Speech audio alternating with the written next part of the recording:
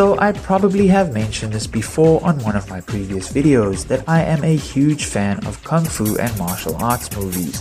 especially from the 1970s and 80s. And in my 30 plus years on this earth, I have seen a fair number of them and have even gathered quite the vast amounts of knowledge on them, as well as the industry they spawned from.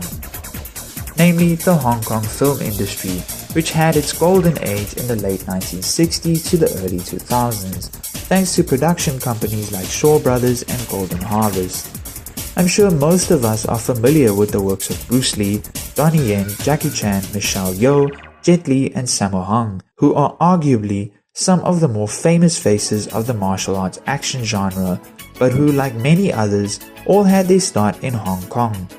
Sadly today, however, Hong Kong film is not as popular as it used to be, being overshadowed these days by mainland China and other countries like South Korea, Japan, India and even Indonesia and Thailand when it comes to Eastern entertainment. And this is due in part to the handover of the famous port city back to China in the year 1997, after having been a British colony for well over 150 years. With the handover came censorship and crackdowns on creative freedom, as well as a loss of talent, with many Hong Kong actors, directors and producers trying their luck in the West. This, however, doesn't mean that they didn't still produce some great films over the last 28 years, one of them being the highly entertaining and hilariously funny Kung Fu Hustle, starring Chinese comedian Stephen Chow. I'm sure most of us who are familiar with Kung Fu films have at least once seen Kung Fu Hustle, with its extremely over-the-top fight scenes and its hilarious slapstick and exaggerated humor, which utilized early CGI to get the job done and deliver both the action and the punchlines.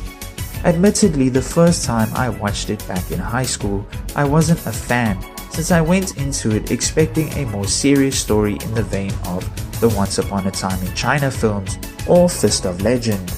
which are both Jet Li classics by the way. If you haven't watched them, I highly recommend that you do.